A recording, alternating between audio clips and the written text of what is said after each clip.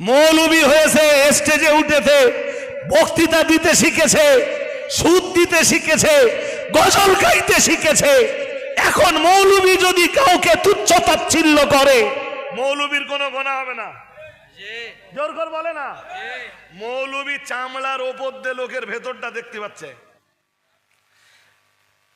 যাকে আল্লাহ একটু শর্ট বানিয়েছেন তাকে যদি বলা হয় জোকার, কি বলা হয়? যাকে আল্লাহ একটু শর্ট বানিয়েছেন তাকে যদি বলা হয় বেটে।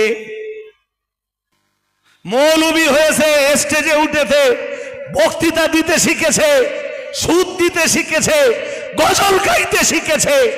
এখন মৌলবী যদি কাউকে তুচ্ছ তাচ্ছিল্য করে, মৌলবীর কোনো গুনাহ হবে না। জোর করে বলে না, মৌলবী চামড়ার ওপর দিয়ে লোকের ভেতরটা দেখতে পাচ্ছে।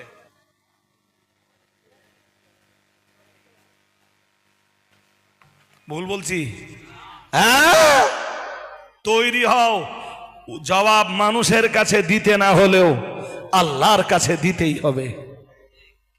হবে না? হবে নি? সূরা হুজুরাতের 11 নম্বর আয়াতে আল্লাহ বলতেছেন, ওয়ালা তানাবাযু বিল আলকাব, কোন মানুষকে খারাপ নামে ডেকো না। কে বলতেছেন? কে বলতেছেন? এরপরেও যদি কেউ কাউকে খারাপ নামে ডাকে, গুনাহ হবে না। শুধু গুনাহ মৌলবীর হবে না, মৌলবী হয়ে গেছে। বুঝতে অসুবিধা হচ্ছে আমার কথা? কেউ একটু লম্বা, কেউ একটু শর্ট, কেউ একটু, কারোর একটু চামড়া সাদা, কারোর একটু চামড়া কালো। এটা বানায় কে? আল্লাহ।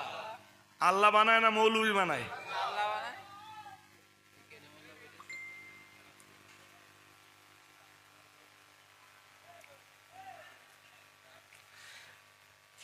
যাকে আল্লাহ একটু শর্ট বানিয়েছেন তাকে যদি বলা হয় জোকার, কি বলা হয়? যাকে আল্লাহ একটু শর্ট বানিয়েছেন তাকে যদি বলা হয় বেটে। নাটা, কি বলা হয়?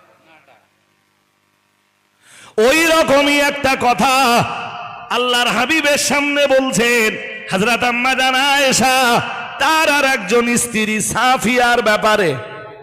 হাসবুকা মিন সাফিয়াতা কাযা ওয়া কাযা, হুজুর আপনার স্ত্রী সাফিয়া এই রকম তানি কাসীরাতান। হুজুর সাফিয়া একটু শর্ট বেটে। শুনছেন নাকি? শুনছেন? রাসূলুল্লাহ এই কথাটা যেই না শুনলেন, সঙ্গে সঙ্গে বললেন, ও আমার বিবি আয়েশা শোনো, আমি মুহাম্মাদুর রাসূলুল্লাহ সাল্লাল্লাহু আলাইহি ওয়াসাল্লাম বলছি, লাকাদ কুলতি কালিমাতান লাউ মুজিজা বিকাল বাহরু লামাজাজাতুহু আও কামা ক্বালা আলাইহিস সালাম।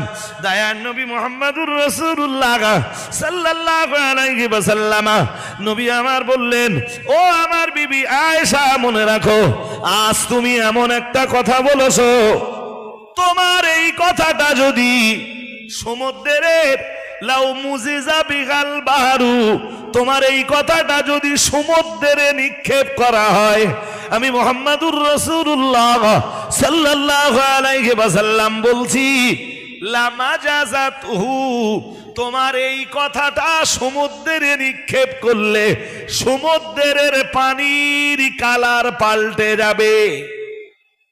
বলুন নাউজুবিল্লাহ। আম্মা আয়েশার কথায় সমুদ্রের, আম্মা আয়েশার কথায় রাসূল জবাব দিচ্ছেন, তোমার এই কথা যদি আয়েশা সমুদ্রের পানিতে ফেলে দেওয়া হয়, সমুদ্রের পানির কালার চেঞ্জ হয়ে যাবে আয়েশা। বক্তব্যের মূল প্রাসঙ্গিকতা আমার শেষ ভাই, আজকে আর বাড়লে আমি আজকে চরম ব্যস্ততা নিয়ে চলছি। তবে এই দুদিন আগে শরীর খুব খারাপ ছিল, আল্লাহর শকর এখন 70% ভালো, এখনো 30% কষ্ট আছে আমার শরীরে। জি, এখনো মাঝে মাঝে কষ্ট পাচ্ছি।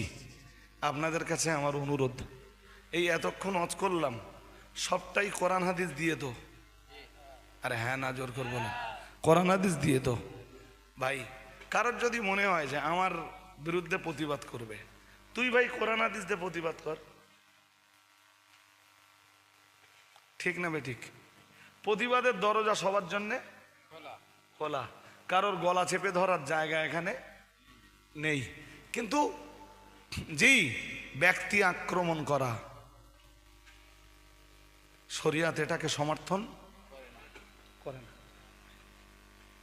তোরটা যদি ঠিক হয়, আমারটা যদি ভুল হয়, তুই কোরআন হাদিস দিয়ে জবাব দে।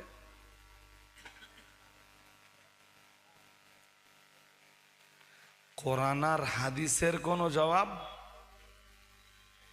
জোরে বলুন। পারলি দে। তুই একা শুধু না, তোর পুরো গোষ্ঠীতে যারা আছে সবাইরে একসাথে রজব আলীর বিরুদ্ধে লিখে দে। তাও দায়িত্ব নিয়ে বলছি, ইনশাল্লাহ রজব আলীর ঠকাতে পারবি না। দায়িত্ব নে বলছি, পুরো গোষ্ঠী লিখে দে।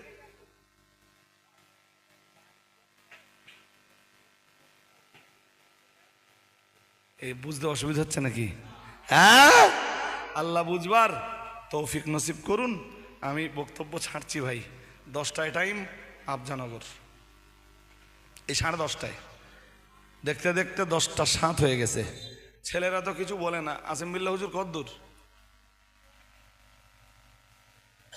কমিটির ছেলেরা খবরটা আমার দিতে হবে তো, মেসেজটা আমার দেবে তো তোমরা। আমার 10:30টায় টাইম, আমি তো মাইক ছেড়ে দেবো এবার। এই লোকজন সব চলে যাবে নি আবার, সমস্যাই। জি, তা অন্তত আমার এসে বলবে তো ছেলেরা যে হুজুর এত দূর আছে, হুজুর এখনো 2 মিনিট কি 3 মিনিট কি 5 মিনিট লাগবে, সেটা মেসেজটা দিতে হবে তো।